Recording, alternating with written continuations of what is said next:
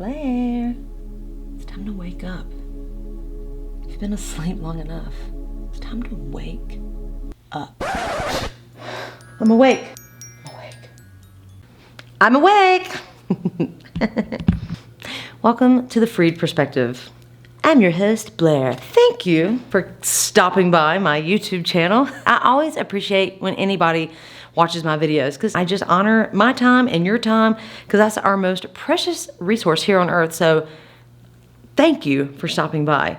Tomorrow is my anniversary for having my spiritual awakening. So I am 39. When I was 29, I had a sudden spiritual awakening, and I have been wanting to share the story for a few years just to kind of document it for myself since I'm doing this. But I just want to share what happened with me. I had some real highs and some low lows, and it's been a many years process of just navigating this thing because once you have that happen, it is like a whole new life. So anyway, this is my spiritual awakening journey. Enjoy. Okay, I'm gonna have to take myself back. November 6, 2012, which was election day, I had a sudden spiritual awakening. And I would kind of equate it to a near-death experience without all the pesky death because it was like being hit in the head with the spiritual 2x4. Like I went from night to day, from like two different realities. So before my spiritual awakening, just for a quick backstory, I was, just as far as beliefs and everything, I had grown up in kind of a Christian belief, but I was in a laid-back family. I didn't have to go to church, especially when I was older. I did when I was younger, but my extended family were very religious, and we went to a lot of those family gatherings. So I was around Christianity enough to have a healthy fear, actually an unhealthy fear. Now I understand unhealthy fear of heaven and hell and all these sins and these rules that you have to follow. You know, I hadn't gone to church in years, the rest of my family, nobody was practicing anything religious, but I was still deathly afraid that what if it is true and what if I need to be practicing this stuff because I'm gonna go to hell. I've always had an existential crisis happening. I mean, from a young age, I used to be scared that I was gonna get abducted by aliens or, you know, Satan was gonna get me. And one night on November 5th, 2012, I went to visit my parents, and I remember being out in their driveway and just shaking my hand at God and being like, just tell me what is going on. Tell me what the truth is. I cannot handle this anymore. I cannot handle the stress and anxiety of what is this life? Why are we here? Like, why, you know, am I going to go to hell? Like, do I need to actually follow these rules? And I had always been searching. And even though I was afraid of heaven and hell, I was always curious of metaphysical things. I don't think I knew the word metaphysical, but I had gone to palm readers and psychics over the years. I had Ouija boards, like, I don't know, 3 or 4 Ouija boards, and then they'd freak me out and I'd throw them away because I would have stuff that happened with them. And I was always interested in that kind of stuff, but then I would get scared and be like, I don't know. And it just didn't resonate with me at that time with where my frequency was. So leading up to November 6th, on election day, I had a friend of mine who was like, hey, you should go see my friend who's a psychic. And I was like, ooh, yeah, let me go see what she says. So I made an appointment with this woman who is still a dear friend of mine, and she is amazing. Her name is Romina Hoda. #@sign. I had a session with her. During the session, she was doing Reiki on me and we were talking about things, and I've always been a teary person, so I cried. I could feel her moving energy around. I had never had any kind of energetic work done on me before. So after our session, it was wonderful, and I said goodbye. I was in my car and I was driving to my girlfriend's house, the one that told me about Romina. I'm not sure exactly what happened. I was driving, and then the next thing I know, it's like I wasn't there. And it was like a split second. It happened so fast. And then all of a sudden I was driving again. But in that split second, I had downloaded, you know, a lot of people call it spiritual downloads. I had downloaded all of the information from the Akashic records. I didn't know the word Akashic records. I would say that now. But I downloaded all the information of Earth, every life that has existed, every event that has taken place. And more specifically, I felt, it makes me feel teary-eyed right now, I don't know why. I felt every emotion that had ever been felt by everybody.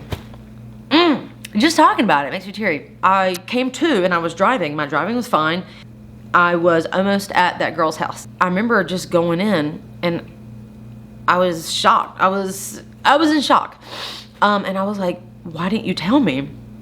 Because she was a Reiki master, an energy healer. She did massage therapy and she was into all these metaphysical things. And I had been friends with her for a few years, and I just was like, how could you not pull me into this world? And I was like, why didn't you tell me? All this other awareness and consciousness existed. I didn't have the words at the time. I don't know what I said, but I just remember feeling like, why didn't you tell me? And you know, she was calm about it, like in due time, this would come to you. So I remember going home and just being in this state of bliss. So I was in a state of shock, but then I was in a state of bliss because during that download of knowledge, one of the things that came to me was heaven and hell aren't real. They don't exist. That's a human concept made to control people.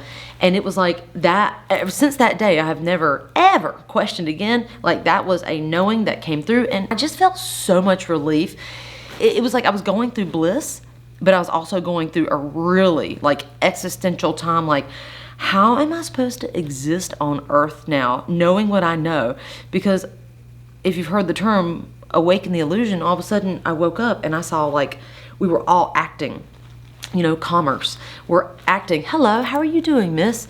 Come into my store. And I don't know, it just wasn't authentic. And then it's like, but I was also feeling such beauty, like life is amazing. So that lasted a couple months. I was in this state of where I just couldn't talk to anybody. And I remember talking to my best friend, Shayna. I didn't talk to her for a little while. She's like, hey, what is going on?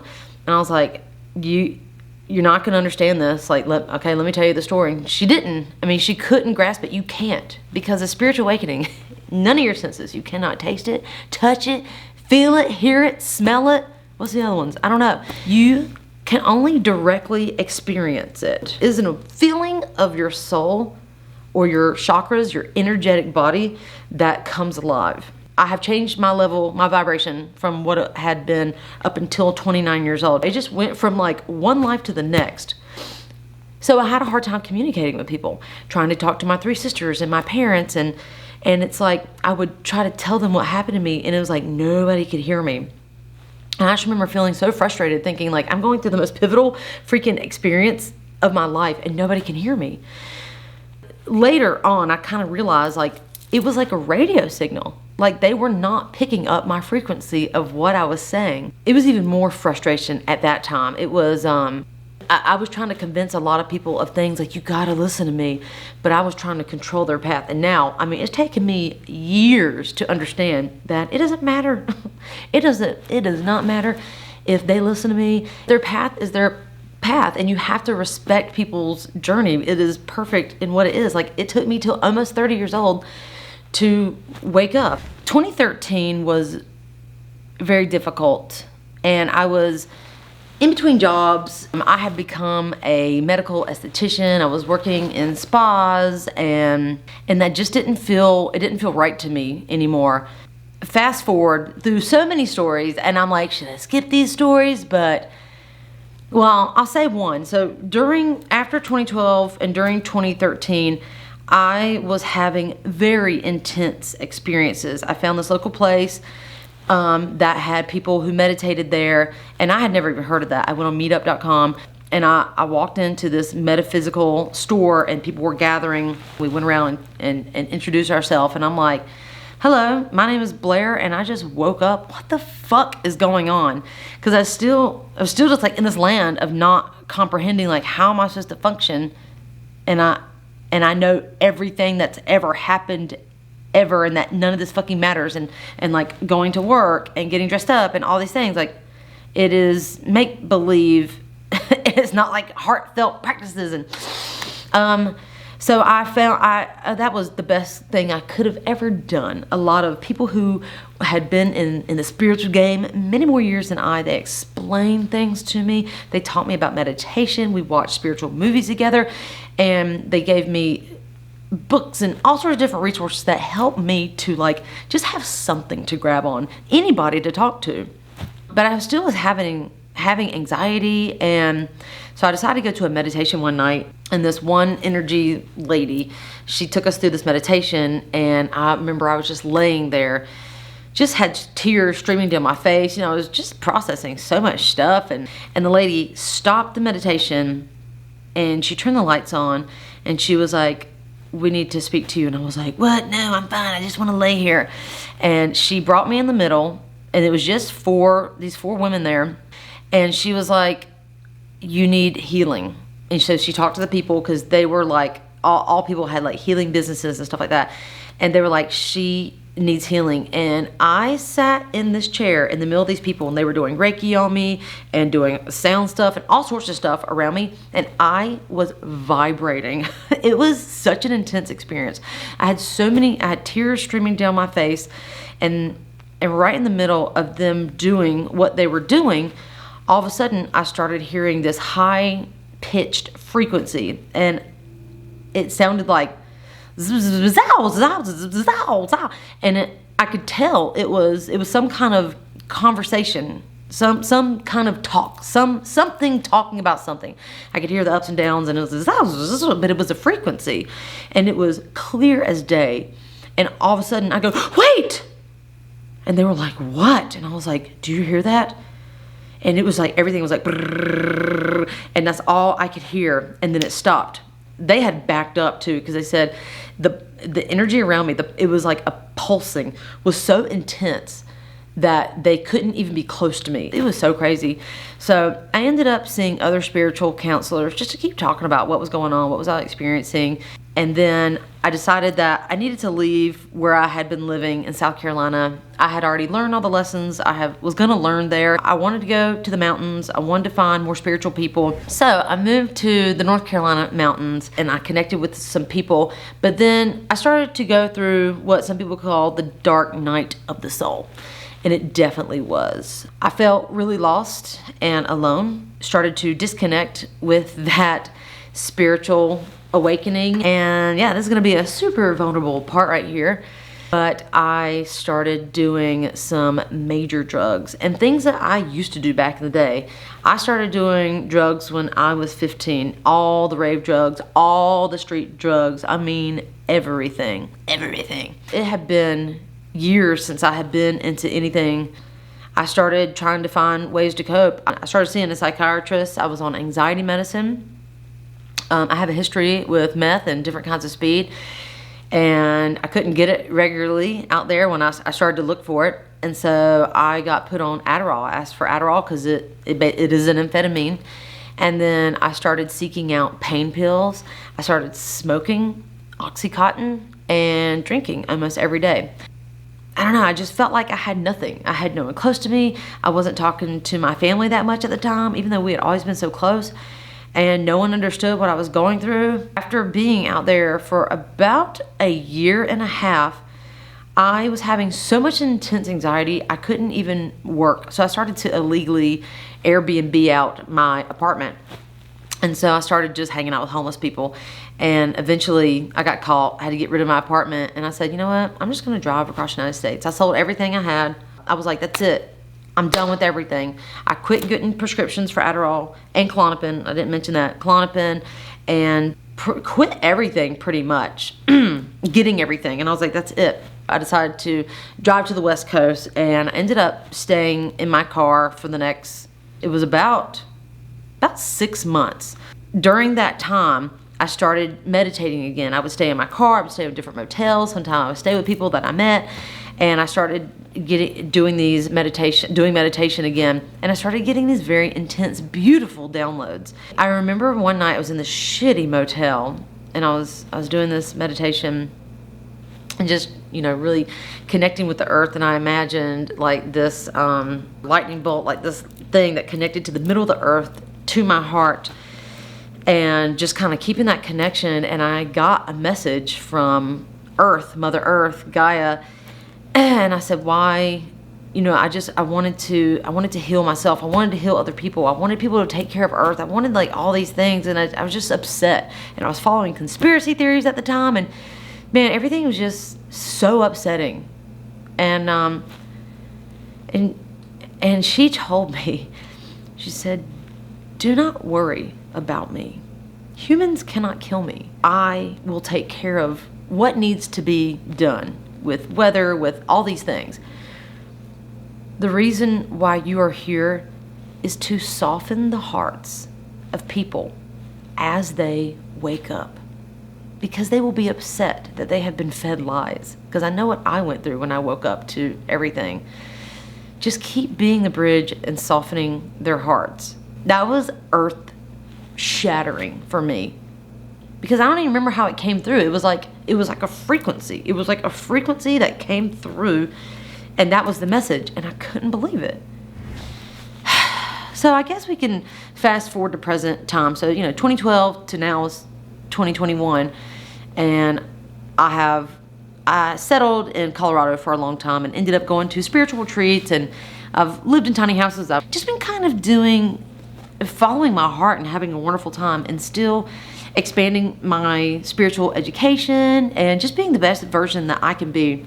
I feel like, I don't know, that's my story of waking up. It took me fucking years to settle into this thing. Like, okay, you live with two perspectives now, two awarenesses. When you have a spiritual awakening, especially like a few years into it, you get to settle in a little bit. You have your earthly thing, because I remember my sisters being like, "If you're so enlightened, why are you still an asshole?" And I'm like, I don't know. Yeah, you can still be an asshole, because you still have your ego, which is part of your human brain, and then you have your spiritual energetic self that cannot be explained or defined by science. Energy cannot be created nor destroyed. The soul that goes on forever, that has so much knowledge, more than your little brain can comprehend, which is why I couldn't hold that information from the downloads. You just can't. We are not made that way. Okay, I didn't get to finish my video. Something happened. I had to run off. Something happened. I had to run off. It's a long story. But anyway, I'm back in the same shirt. The magic of television. I just want to wrap it up that, yeah, spiritual awakening. It's not like it's one thing and then you're all set it and forget it. It is still happening. And I am having insights that happen all the time. And sometimes I don't feel anything. And it's, I still deal with my shit. I still deal with my ugly stuff, my shadows, my anxiety, my imperfections, my temper, my fears, selfishness, victim stuff. I mean, all that shit all the time. So I just want to make sure I'm always showing up authentic, and saying that even though I am all about the positivity and brainwashing myself with positivity, and I fucking love it, I am all about the shadow too. And I healthfully dive into shadow work as well. So, I mean, all of it has a place. It is the contrast in life that helps you feel those pleasures. You can't have the light without the dark, the ups without the downs, the pendulum always swings the other way. All those sayings. Hopefully there's a lesson in there for you, but I just love you all. I love you all so much. And I'm not just saying that to say subscribe to my channel. I just love everybody. I really do. And there are some people I don't love, excuse me, don't get me wrong. I still honor their path and know that we are all here for some kind of reason, but just with the contrast, you just work your way through this world, find people that you resonate, have a good time, and it's gonna be over before you know it. Before you know it. So remember, BYOBFF, be your own best fucking friend, and bless it, fuck it, are the most spiritual words I have ever said and felt through my core, because none of it really matters, and it all matters. Thank you so much for watching. Please like and subscribe. Bless it. Fuck it. Have a good time.